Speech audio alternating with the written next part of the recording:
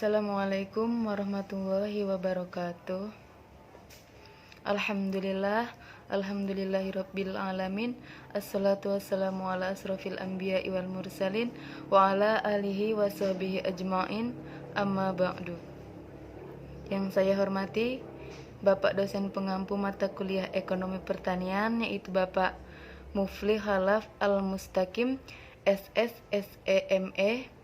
Pertama dan yang paling utama, marilah kita panjatkan puja dan puji syukur kita atas kehadirat Allah Subhanahu wa taala yang mana telah memberikan kita kesehatan jasmani dan rohani sehingga kita masih bisa mengikuti mata kuliah hari ini, yaitu mata kuliah Ekonomi Pertanian dengan keadaan sehat walafiat. Kedua kalinya, salawat beriringkan salam tak lupa pula kita haturkan kepada junjungan kita, yakni Nabi besar Muhammad SAW, yang telah membawa kita dari alam kegelapan menuju alam yang terang benderang yang seperti saat ini kita rasakan. Baiklah, saya dari kelompok 2 yang beranggotakan Arif Mustafa, Anisah, dan Ciara Arista Putri ingin menjelaskan makalah kami yang berjudul Permasalahan Ekonomi Pertanian. Baiklah, di sini pembahasan pertama ada jarak waktu yang lebar antara pengeluaran dan penerimaan pendapatan.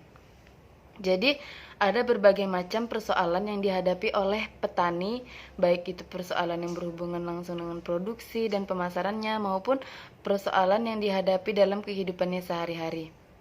Jadi, para petani itu bukan hanya suatu usaha bagi para petani, tetapi sudah menjadi bagian dari hidup, bahkan sudah menjadi cara hidup atau disebut juga dengan way of life bagi petani. Oleh karena itu, tidak hanya aspek ekonomi yang memegang peran penting bagi petani, melainkan aspek sosial dan kebudayaan, aspek kepercayaan dan keagamaan, dan aspek tradisi lainnya juga berperan penting bagi petani. Namun demikian, dari segi ekonomi, pertanian, berhasil atau tidaknya suatu produksi dan tingkat harga itu merupakan faktor yang sangat mempengaruhi perilaku dan kehidupan petani. Dan yang sangat merugikan petani adalah pengeluaran besar petani yang kadang tidak dapat diatur dan ditunggu hingga panen tiba. Misalnya seperti kematian dan pesta perkawinan atau selamatan lainnya. Karena hal ini, petani sering menjual tanaman tersebut, padi tersebut, pada saat masih hijau, baik harga penuh atau serupa pinjaman. Penjualan tanaman selama masih hijau disebut dengan ijon. Di berbagai tempat, sistem penjualan ijon bahkan dapat lebih jauh lagi, yakni 2-3 panen atau 2-3 tahun sebelumnya dengan harga yang jauh lebih rendah.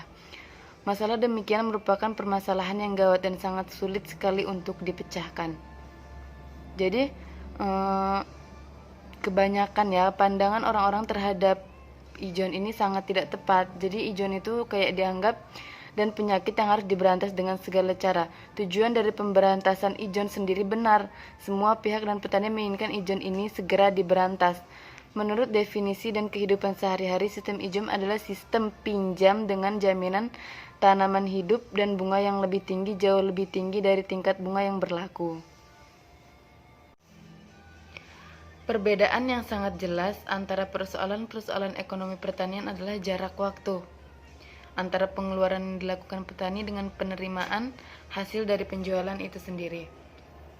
Ciri khas kehidupan petani adalah perbedaan pola penerimaan pendapatan dan pengeluarannya, yakni pendapatan petani itu hanya diterima setiap musim panen.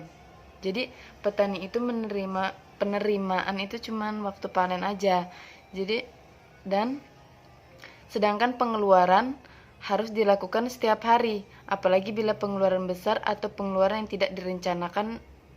Kan kadang kalau di pertanian itu ada kayak musibah, entah itu nanti kena banjir atau diserang hama.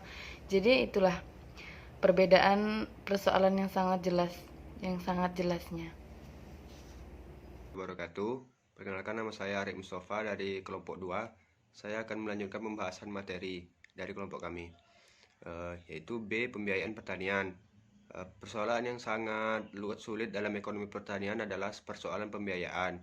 Dengan kenyataan adanya kemelaratan yang sangat luas di kalangan petani. Keterlibatan petani pada hutang, baik hutang secara hutang biasa maupun hutang secara sistem ijon.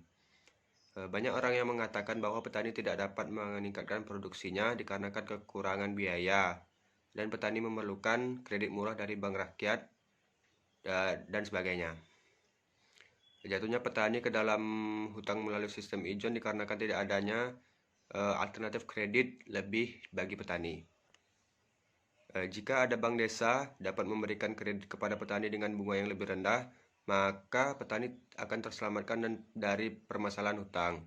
Apabila demikian, keadaan petani dapat diselamatkan dari ancaman sistem ijon. Akan tetapi hal itu tidak sesederhana sebagaimana dibayangkan. C. Tekanan penduduk dan pertanian. Persoalan yang lebih jelas lagi dalam ekonomi pertanian adalah persoalan yang menyangkut hubungan antara pembangunan pertanian dalam jumlah penduduk. Penduduk bertambah lebih cepat daripada pertumbuhan bahan makanan. Penduduk bertambah menurut deret ukur, sedangkan produksi bahan makanan hanya bertambah menurut deret hutang. Komposisinya menunjukkan suatu penduduk yang mudah dengan pemutusan penduduk di kota-kota besar. Tingkat pertambahan penduduk tinggi karena angka kelahiran tinggi, sedangkan angka kematian menurun. Menurunnya angka kematian disebabkan oleh kemajuan kesehatan dan sanitasi. Tingkat pertambahan penduduk untuk Indonesia adalah 2,1% antara tahun 1961 sampai 1971. Ditinjau dari sudut ekonomi pertanian, maka adanya persoalan penduduk dapat dilihat dari tanda-tanda berikut. Yang pertama, persediaan tanah pertanian yang makin kecil. Yang kedua, produksi bahan makanan per jiwa yang menurun. Ketiga, bertambahnya pengangguran. Keempat, memburuknya hubungan pemilik tanah dan bertambahnya hutang-hutang pertanian. Solusi dari pemerintah yaitu pertama, melaksanakan dan meningkatkan KB. Perkenalkan, saya Ciara Arista Putri akan melanjutkan penjelasan dari kelompok kami. Saya akan menjelaskan materi bagian D, yaitu pertanian subsistem. Pertanian yang subsistem merupakan sistem bertani di mana tujuan utama para petani adalah untuk memenuhi kebutuhan hidupnya beserta dengan keluarganya. Namun, tidak ada subsistem yang begitu homogen, yang begitu sama-sama sifatnya satu sama lain. Pada kenyataannya, petani subsistem ini sangat berbeda dalam bentuk luas, kesuburan tanah, dan di dalam kondisi sosial lingkungan kehidupannya. Banyak para ahli ekonomi, antropologi, dan sosiologi yang menaruh perhatian sangat besar terhadap persoalan ini karena mereka meyakinkan bahwa petani subsistem mempunyai ciri-ciri khas yang harus diperhatikan dan kebijaksanaan bertanian. Hal yang sama antara petani adalah bahwa petani memandang pertanian sebagai sarana pokok untuk memenuhi kebutuhan keluarganya, yaitu melalui hasil produksi petani tersebut. Dari aspek segi ekonomi pertanian, berhasil atau tidaknya produksi dan tingkat harga merupakan faktor yang mempengaruhi perilaku dan kehidupan para petani tersebut. Ada berbagai macam persoalan yang dihadapi oleh petani, baik itu persoalan yang berhubungan langsung dengan produksi, pemasaran, maupun persoalan yang dihadapi dalam kehidupan sehari-hari. Pertanian bukan hanya suatu usaha bagi para petani, melainkan sudah menjadi bagian hidup, bahkan sudah menjadi cara hidup bagi para petani itu sendiri. Demikianlah penjelasan dari materi kelompok kami. Lebih dan kurangnya saya mohon maaf. Wassalamualaikum warahmatullahi wabarakatuh.